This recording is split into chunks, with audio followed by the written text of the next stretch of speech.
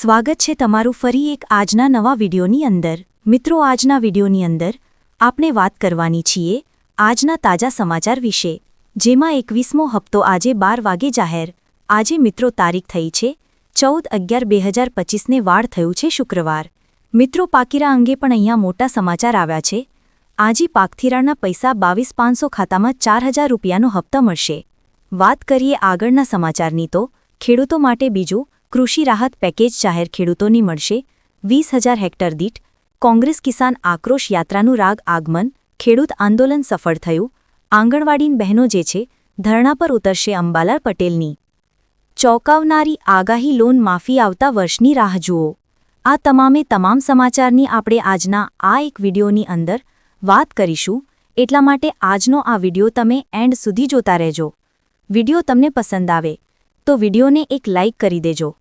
તમે આપણી ચેનલ ઉપર નવા હોય તો ચેનલને પણ સબસ્ક્રાઇબ કરી દેજો અને કમેન્ટ કરીને ખાસ જણાવજો કે આપણો આજનો આ વિડિયો તમે કયા ગામમાંથી અને કયા જિલ્લામાંથી જોઈ રહ્યા છો, જેથી કરીને આપણને પણ ખબર પડે કે આપણો આજનો આ વિડિયો આ ગામ આ જિલ્લા સુધી પહોંચી રહે છે। તો વિડિયોની હવે આપણે શરૂઆત કરીશું।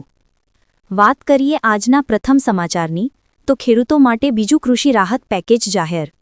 ગુજરાતમાં ગત ઓગસ્ટ 2000 જે છે 25 વર્ષે અતિભારે વરસાદમાં જૂનાગઢ, વાવરાદ, કચ્છ, પંચમહાલ અને પાટણ જિલ્લામાં જે છે ખેતીના પાકોમાં વ્યાપક નુકસાન જોવા મળ્યું હતું।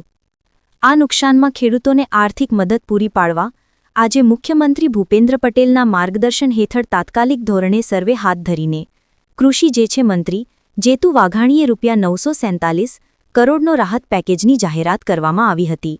બહુવર્ષા પાકું માટે જે છે 27,500 પ્રતિ હેક્ટર સહાય જાહેરાત કરવામાં આવી હતી। બીપીએટ અને જે છે બિનપીએટ બંને પાકોમાં ખેડૂતોને એક સમાન 22,000 સહાય ચૂકવવામાં આવશે।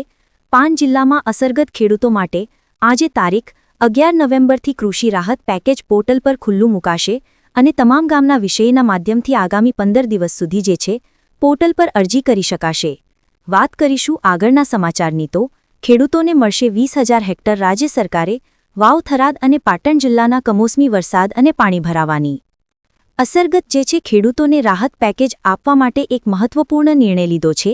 આ ત્રણેય વિસ્તારોના જે છે ખેડૂતોને પાક નુકસાની સહાય ઉપરાંત હેક્ટર દીઠ 20,000ની વિશેષ સહાય ચૂકવવામાં આવશે।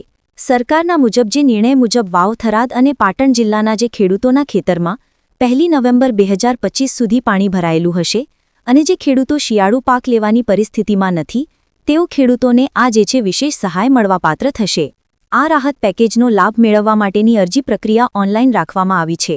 ખેડૂતોએ ગ્રામ્ય કક્ષાએ ઈ-ગ્રામ સેન્ટર VCVLE મારફતે કૃષિ રાહત પેકેજ KRP પોર્ટલ પર ઓનલાઈન અરજી કરવાની રહેશે।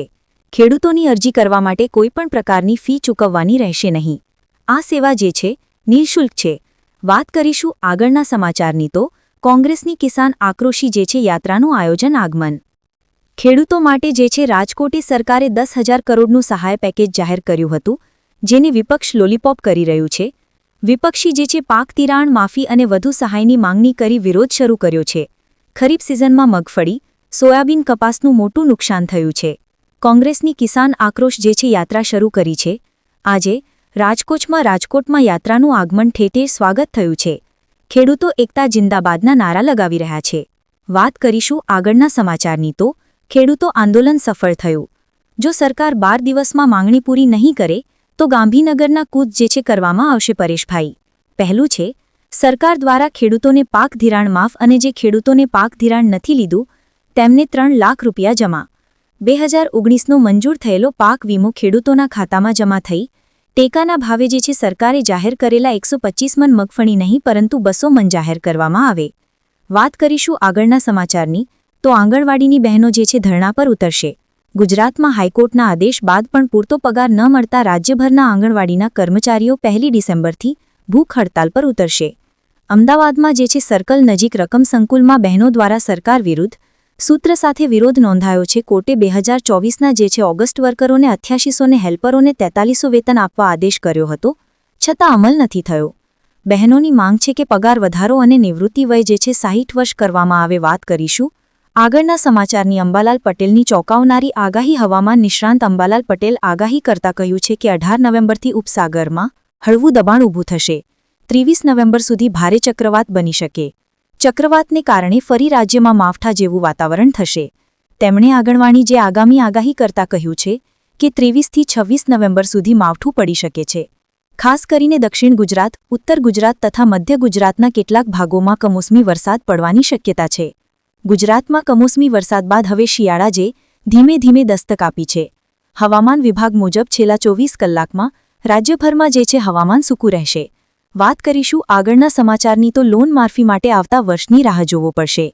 નાયબ મુખ્યમંત્રી અજીત પવારે રવિવારે જાહેરાત કરી છે કે લોન માફી માટેના ફંડની ફાળવણી આગામી વર્ષના નાણાકીય બજેટમાં કરવામાં આવશે. ખેડૂતો માટે સંપૂર્ણ લોન માફીનો નિર્ણય 30 જૂન પહેલા લેવામાં આવશે.